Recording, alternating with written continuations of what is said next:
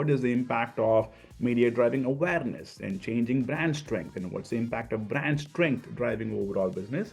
We use something called HVA models, high value actions models.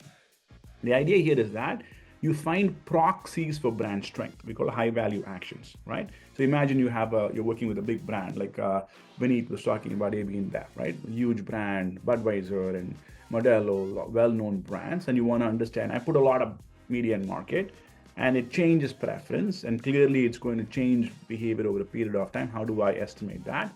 You find other observable proxies for brand strength, brand search impressions and website visits and sentiment that you can measure, like brand sentiment from brand sentiment tracking tools, email opens, or other variety of things that you can actually observe and see, do exploratory data analysis and regression analysis to figure out if which of these or a combination of these can model a brand strength tracking, like brand surveys, preference tracking, and that kind of stuff, and identify either one HVA or a selection of combination of HVAs that could potentially be a proxy for your brand strength. So this is step number one. And step number two is we use that proxy in a combination of nested models to identify what is the impact of that proxy in driving sales, which can be interpreted as what is the impact of brand in driving sales.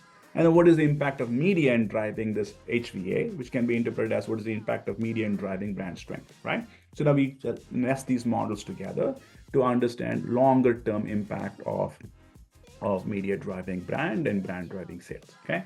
So three types of models. Again, a cheat sheet here. Short term, medium term, long term. Short term is very simple. This is the most simple thing you can do. Just take media, regress it with sales. You get a short-term impact, 30, 45 days.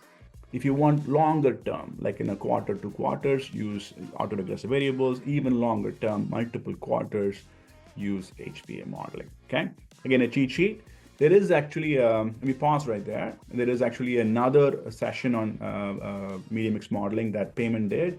We recorded that. We issued that as a pre-read for the class, if any of you caught that. As a little bit goes into more basics of marketing mix modeling, algorithms that we use, regression and estimation, and RMSE metrics, and a bunch of the very basic ideas of validating models in a statistical sense and all that stuff. It's captured there in that.